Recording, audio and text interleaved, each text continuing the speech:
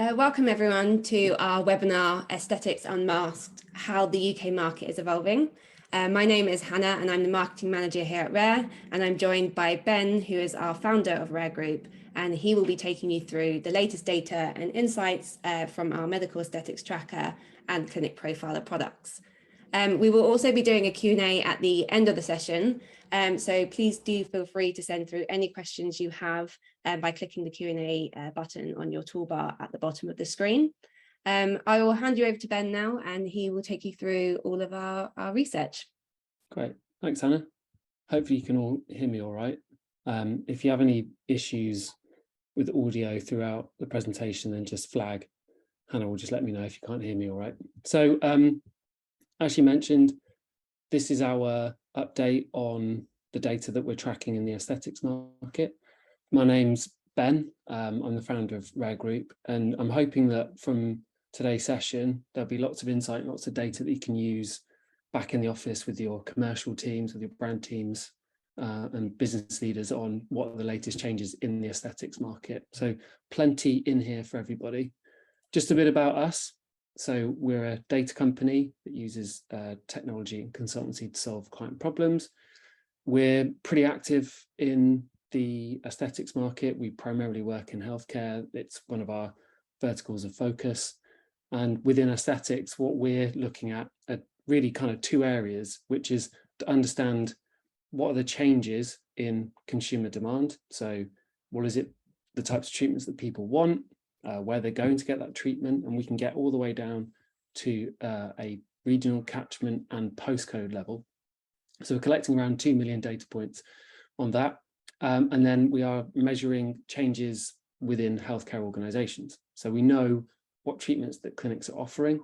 We understand the brands they're using. We understand the range of treatments, and we understand the size and general operations of those organizations. So this is sort of data that you can use to understand how the market's moving, the size of the market with respect to the demand, and the size of the market with respect to the supply of treatments that exist within the sector.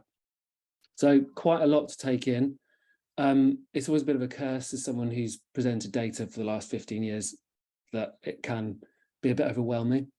I do my best to make it not so dull as I go through. But if you've got any questions, fire them through in the Q&A tab, and we can talk through things at the end of the presentation.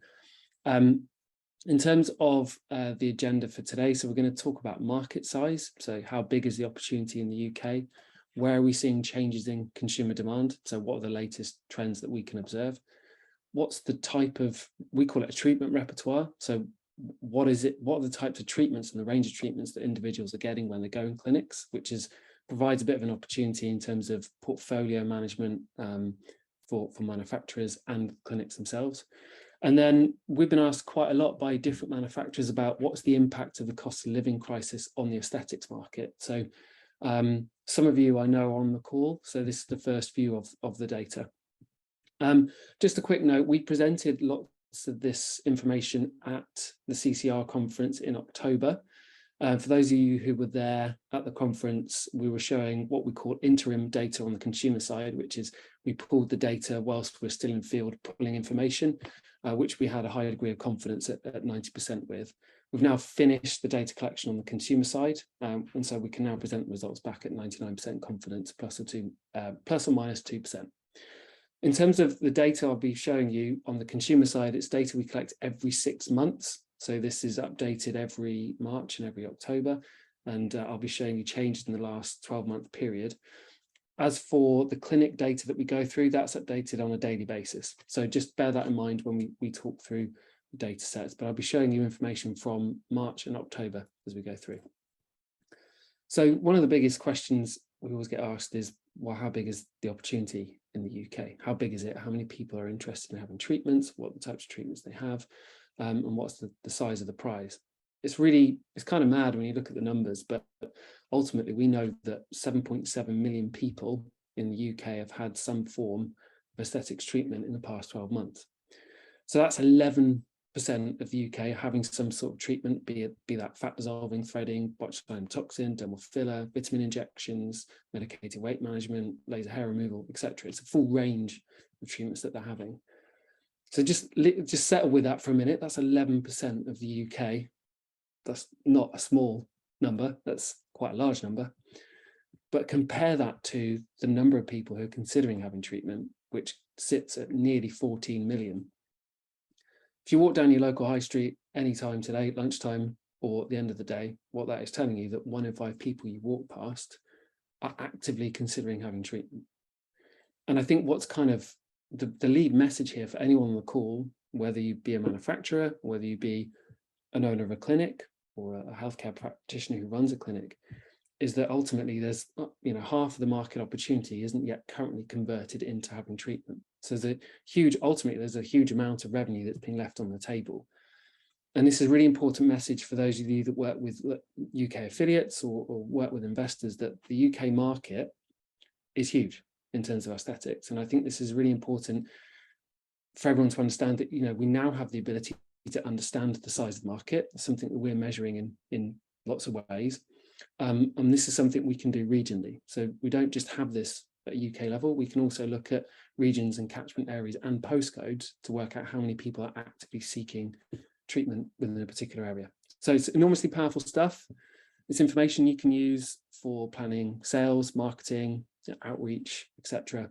And also treatment repertoire. What are the services that you want to offer within your clinic? All of this information can help. But really, the sort of opportunity here is, think of what your sales are at the moment. Think about what your revenue is at the moment, and the potential of the market ultimately is to double that. So there's a huge amount of opportunity left on the table. We wanted to understand, well, where are the changes in consumer demand in the last 6 months? So this is a comparison between March this year, which, if you remember, still a little bit COVID-y, wasn't it? So things were opening up a little bit. We just had our 3rd, 4th wave of the Omicron variant. To now, it's really interesting to see what the changes in terms of treatment demand. So we're seeing a 5% uplift in the number of people who are interested in having botulinum toxin, and a 4% uplift in those interested in having dermal filler. Everything else stays reasonably consistent and is not a significant difference. But for these 2 particular types of treatments, we are seeing a significant growth in demand for them, measured at a 95% confidence. So for manufacturers in this market, or people who offer these types of services, this is really important in terms of your MPD plans. It's useful for information in terms of understanding what the kind of, dare I say it, cross-sell opportunities might be, and in order to focus on, commercially where to go in the next few months. If you think of it in terms of number of people, it becomes even more interesting, because ultimately this suggests that there's 700,000 people who are now more people who are interested in having botulinum toxin, and 560,000 people are now interested in having dermal filler compared to last wave in March. So they're huge numbers, the people who are interested. It's hundreds of millions of pounds of opportunity there. So they're not small numbers. And I remember at the CCR conference using the analogy that the size of the aesthetics market is worth 3 billion. And that's how we've measured things over the past 12 months. And that's the size of the UK burger market. So, it's an industry that should be taken seriously in that respect. We wanted to understand, well, all right, so we've seen a 5% growth in botulinum toxin. Well, where's the shift? And what's quite interesting is looking at the micro trends that exist here. So primarily the growth has been driven by the largest segment, those aged 33 to 40. Now, we just analyze this for the purpose of today in terms of age. There are, of course, other nuanced cohorts where we do see change in interest for this type of treatment. But what's interesting is that we've seen a 10% reduction of interest in botulinum toxin amongst those aged 25 to 32. So you're seeing a shift, a demographic shift of people who've been interested in the treatment in the past 6 months. Now, of course, that has big impact in terms of treatment repertoire and how you manage your services around those types of individuals. And we'll go on to that later on into the presentation. If you look at it regionally and how things have changed, we wanted to understand what's the demand of botulinum toxin by particular regions. So the biggest growth we've seen is within London and the North East. The West Midlands has been the area that's seen the most significant decline in demand for botulinum toxin. Of course, the thing to bear in mind with these numbers is that they don't stay static. It changes. It could be a local trend in that particular market. It could be driven by lots of different things. We know that the sector is, driven a lot by recommendation. It's quite a socially driven endeavor for people. So there could be something local in that area, but of course, we have oodles of data to look through, and if this is something of interest for anybody, obviously we can look in more depth into that particular stat. When it comes to dermal filler, so we've mentioned that there's been a 4% increase in interest in people having dermal filler treatment, and where conversely this is actually the opposite trend to what we've seen with botulinum toxin. It's actually getting slightly younger, so it's 26% of those who are considering an age between 25 and 32, that's a 5% uplift. And we've seen an 8% decrease amongst those aged 33 to 40. So again, there's different dynamics here at play. When we think about the growth of treatments, we can't think of it in terms of just a block stat of people who are interested in having treatment. There are nuances in the data set that have implications for how you communicate to people who are interested in your services. And of course, for those of you working commercial positions for manufacturers, this is useful for you to have quality conversations with clinicians. It's useful for you to understand these dynamics, to have a much more meaningful relationship when you go through the door. Regionally, again, just sort of showing you the variations we've seen over the past 6 months. So London has seen a growth both in botulinum toxin and dermal filler. Now that could be because people are, the world's opened up a little bit more. We're traveling a lot more. Obviously, London is a key destination for lots of people. We see travel there from the southeast into London for treatment. You see travel around the world going into London for treatment, depending on the type of treatment service that they're offering. So London's seen a growth over this time period. And Yorkshire and Humber, interestingly, has seen a 5% growth as well. So there could be lots of different reasons, infrastructurally, could be driven by different cohorts. Again, we have the data, and if it's of interest to you, then please do let us know. I mentioned earlier about, what's the implications of this for different services. So we call it a treatment repertoire, which is ultimately where you look at people of certain who are interested in having treatment and considering having treatment or have had treatment itself.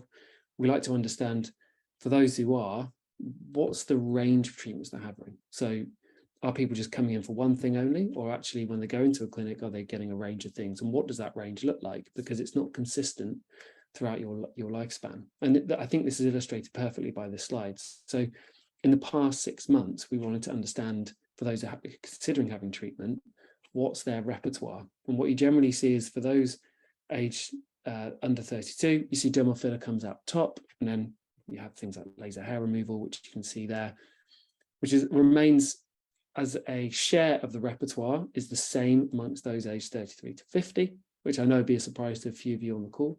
And ultimately it tails off in the cohort of over 50. So depending on who's coming into the clinic and who's seeking services, if you're running a kind of smaller operation where it's very much driven by recommendation, you get the similar sort of people coming through the door, then depending on the age of the cohort, it helps you to predict the sort of range of treatments and services you could potentially offer to them. If we consider something like medicated weight management, it sees quite an interesting pattern. So you see 21% of people who would consider it. Now, of course, when you go through a clinic, it's under the discretion of the healthcare practitioner as to whether or not that's the right thing to offer.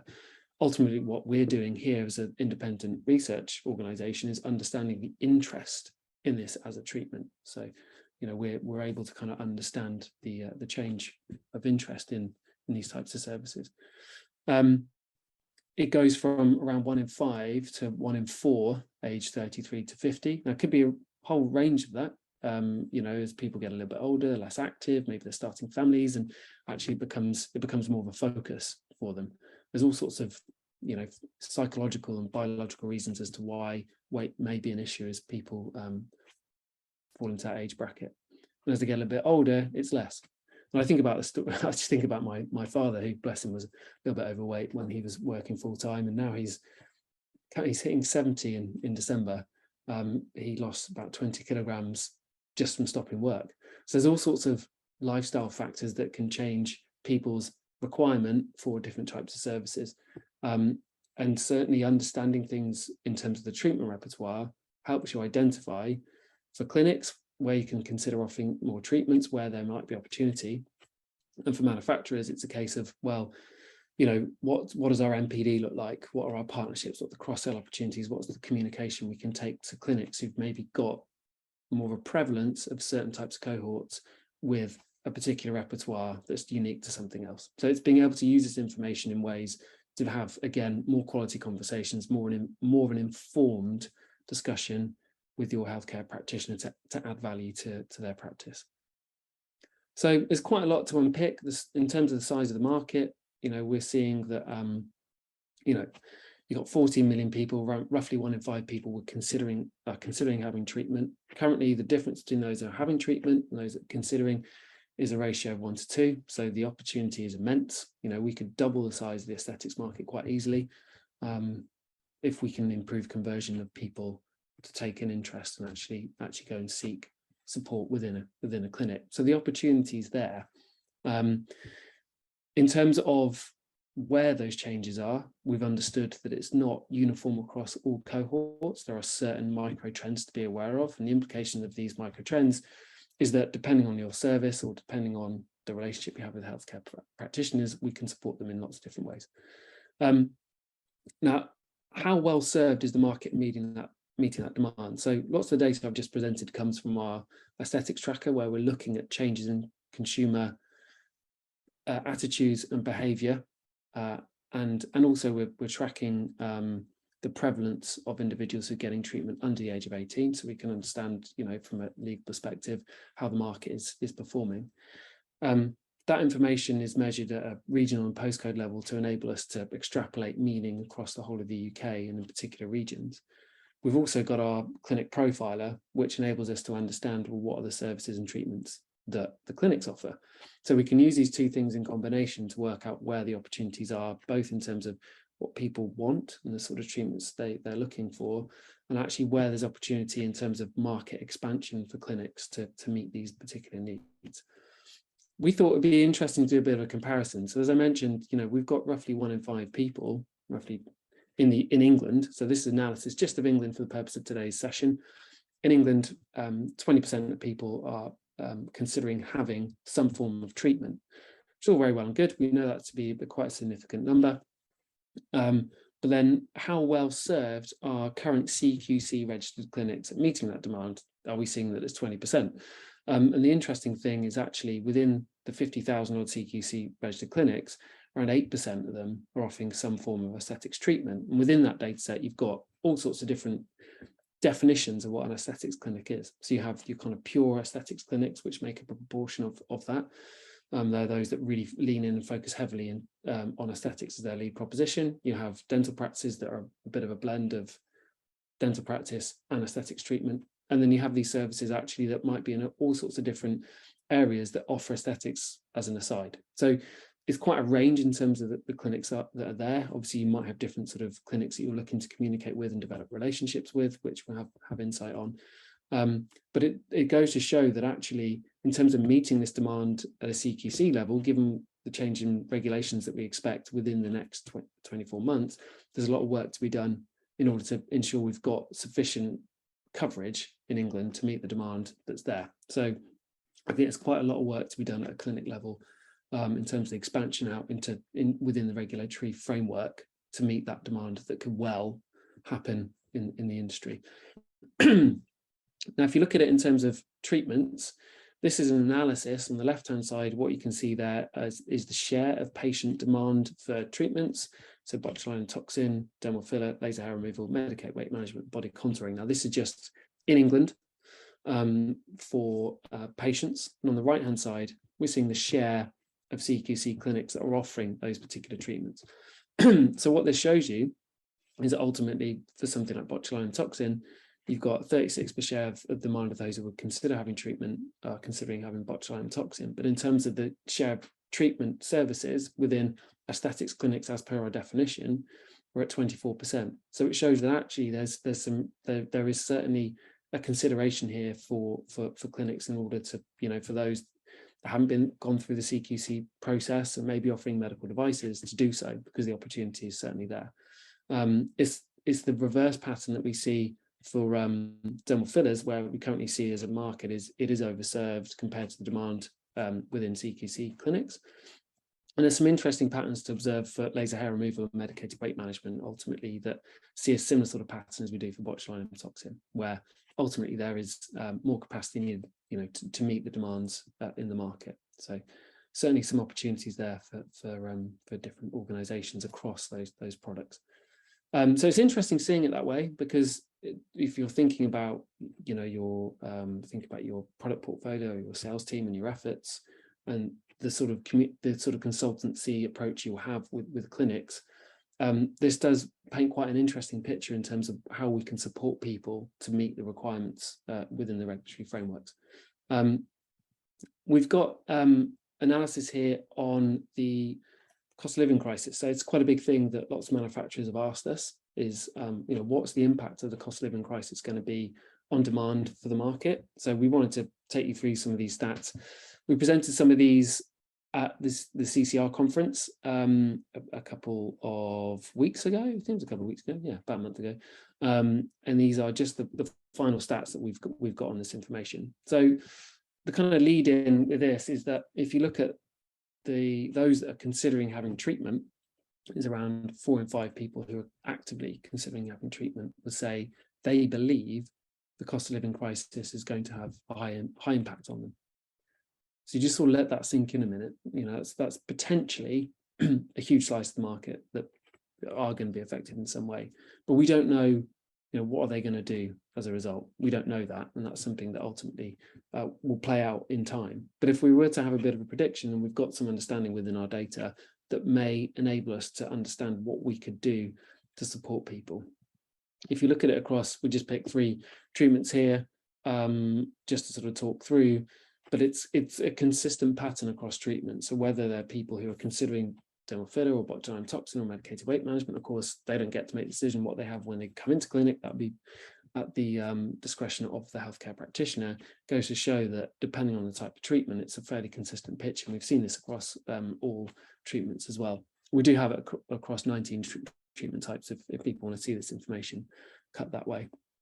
So 4 out of 5 people believe it will have a high impact on them. And we know that financing is one of the biggest issues as a barrier to stop people getting treatment. And this remains consistent from March to October. Over the past 6 months, 3 in 4 people agree that finance is an important factor that prevents them from receiving treatment. So it's a big issue, and it's one that we need to consider. So we know 4 out of 5 people agree they believe that the cost of living crisis is going to have an impact.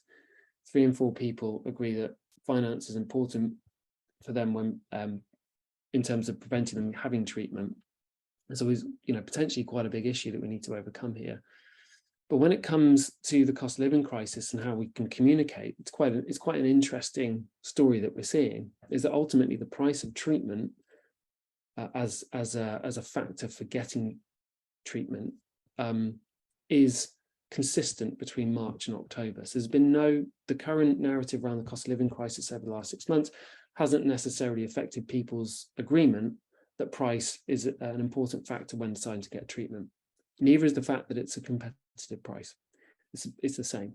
So we're not seeing that the price necessarily is an issue. What we are seeing is people are more likely to agree the efficacy of that treatment versus other types of treatments they could potentially have.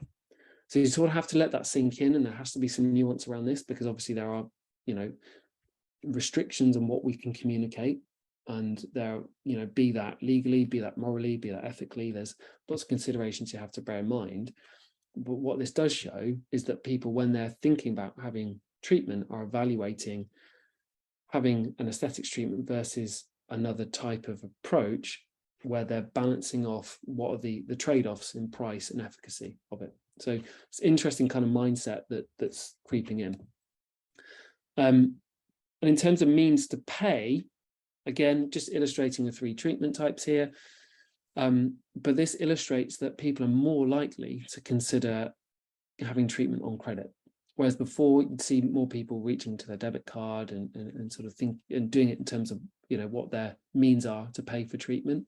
Increasingly, we're seeing the case that people are now reverting to credit as a mechanism for payment. So at CCR, it was interesting having a number of different clinicians coming up after the talk asking about, what's the benefit of having something like Klarna or ClearPay?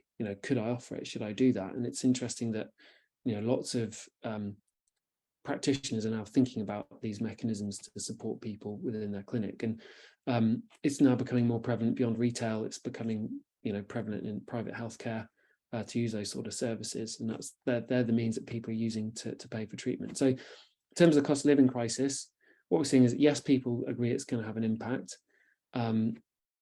When it comes to treatment, the thing that people are bearing in mind is less so about the price being the barrier. It's consistent as it always has been. It's about the efficacy of having that treatment versus other things. And we've established that credit is becoming much more an important vehicle for them to pay. Again, this is useful information to know when in conversations with healthcare practitioners or conversations with people in the market. This is where it's all heading. Certainly for the time being. We'll have to see how things play out, of course, over the next 6 months, year, 2 years, see what bumpy ride we're in for. But in terms of, sort of summarize, what we've gone through on this session, I think there's kind of 3 lead messages that we wanted to communicate to everybody, which is that firstly, there is a big opportunity. The market size we've seen has the potential to be up to 1 in 5 people in the UK. Currently it's 11%, so it's roughly half of that. So don't hesitate if you're seeking investment into the market, if you're trying to convince external investors, or you work with VC, or you work with your regional or global affiliates. The key message around the UK is actually, there is a big opportunity here. One of the key aspects, I think, is about encouraging people to take an interest in means that we know do meet the legal obligations within the UK as set by our governing regulatory bodies. So there's a big opportunity to sell. Financing is important. How people access financing, something to think about. It's becoming more the case that people will consider credit. And for both manufacturers, distributors, healthcare practitioners, clinicians, the whole market, it's important to recognize product portfolio and how to change that. So we've seen within treatment repertoire, people will come in for a real range of different treatment types. It's not consistent, it changes by region. It's important just to keep on top of where those dynamics are in order to meet those needs that exist in the market. So it's kind of 3 big points, but I think, given where we're going, there's lots to talk about the recession and the cost of living crisis. I think there's plenty of reasons to be optimistic in aesthetics as an industry. And I think it's going to be interesting to see what happens in the next 12 months or so.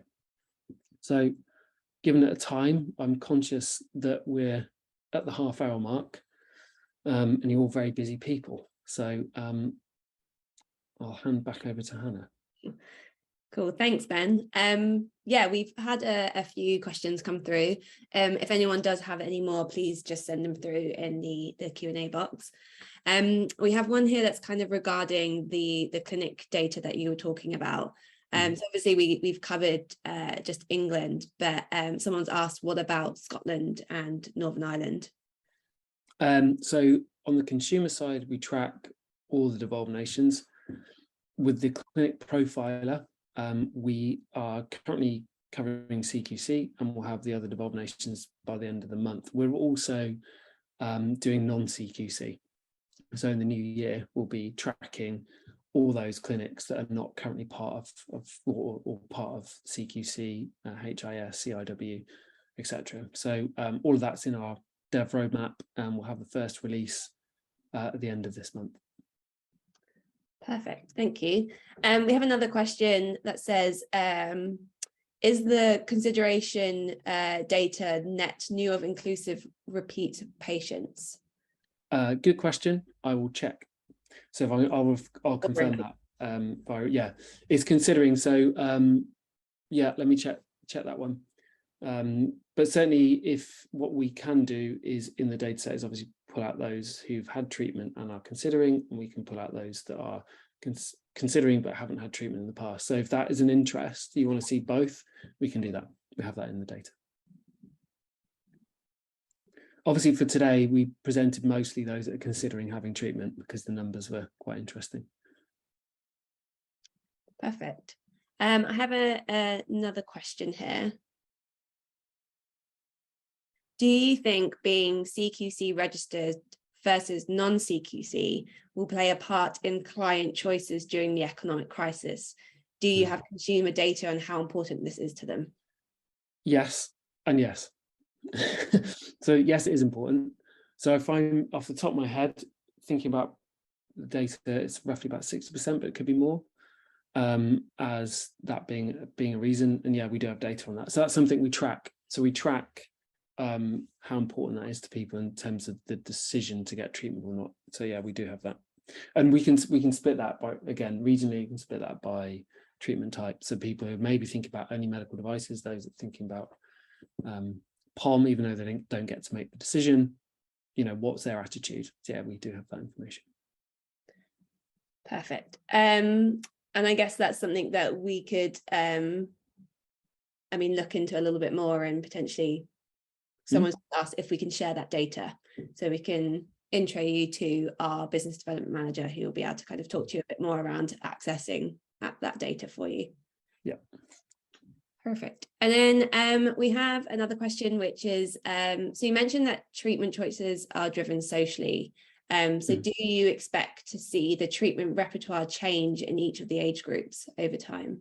I would have thought so, yeah. I think it's those age groups quite broad as well. For the purpose of presentation, we kept them quite broad, but you do always see, you know, dynamics in it. And broadly speaking, within on the consumer side, you generally see 5 segments. So you see this, the sort of first 2 over here are generally driven by confidence. So they generally tend to be younger, a little bit less confident in how, you know, how they feel they're perceived or how they feel about themselves. You've got this middle group here called in the know, and they're the ones that they're actually the biggest slice. They're 32%. There's a high prevalence of males in that particular group. And then you've got the 2 over here, which are more affected by age, and the kind of aging process is really the main driver. What's interesting is within those segments is looking at the treatment repertoire and the types of things they have. And you generally see that there's a certain group, particularly in the know, where they will just try different things because they're in an environment where people are not afraid to have treatment. Careful my language here, but they're willing to try things out because, you know, their friends have had it, and they're quite knowledgeable about brands, they're quite knowledgeable about procedures, and they really are, you know, very knowledgeable about the market. Now you see quite a lot of, should I call it, trial within that group. The older groups, what you generally tend to see is it's less, the kind of the social side of it's more subtle. So generally you observe that people who get treatment in those kind of older cohorts will spend a lot more time in the consideration phase, sometimes up to 6-7 years, thinking about having treatment, privately Googling, in conversation with their friends in a kind of subtle way, and then they'll have it. And I guess with younger groups, again, depending on their own social currency with their friends, will have it almost as a conversation point or something that's actually they want to, you know, keep to themselves. So the personality profiles of all of those groups are really important to bear in mind. So there's not a kind of clear answer to it other than it will change, and there's lots of different social dynamics to consider, but these are social dynamics and traits that can be understood, and they can be in some way measured longitudinally over time. So not a straightforward answer, but yes. I'd expect so, because most things do change over time. And I think that's another point I'd make, is that, you know, we are seeing growth in 2 treatment types, filler and toxin, that I've presented. That's not necessarily always going to be the case. There will be changes within that, and there will be certain cohorts. We've looked at it by age for simplicity for today, but obviously we can look at it in terms of other definitions of cohorts, so we can do multivariate analysis to understand what are the major factors that influence, and the factors important to particular businesses, and present information that way. Great, perfect. I guess just one more question, unless there's anyone else has any more they'd like to send through. But someone's just asked, are things back to how they were before COVID? And do we have that data? So we started this during the pandemic, so we don't have a measurement before COVID. What we do see anecdotally in conversations with healthcare practitioners is that they are seeing different types of cohorts coming into clinic. So they're seeing, people who maybe see themselves on Zoom quite a lot. That's something we've all established and we know quite well. But I guess it's one that, thinking of it in those terms, certainly has value. It's useful to see, but it's quite a major event that's happened. And I think we probably, when we're thinking about changes within the market, it's a constantly moving feast. So to compare it sort of, pre a big event like that, I think, although it does have value, I'm not sure if longer term that's the way. The thing we need to start doing is recognizing trends in this particular moment and making opportunities of those, because it will be different. And aesthetics is a market that moves, really fast. It's one of the more dynamic markets, out there. So no, so we measured it during the pandemic up to now, but certainly anecdotally, I think there's reasons to suggest that they're a different type of person, who's coming into clinic. It's shifted in some way. Okay, great. Well, we don't have any other questions that have come through, so I guess we'll wrap it up here. Thank you so much to everyone for joining us. The webinar is recorded, so we will share that with you all afterwards. And yeah, I hope you all have a lovely day. Thanks for joining us. Thank you very much.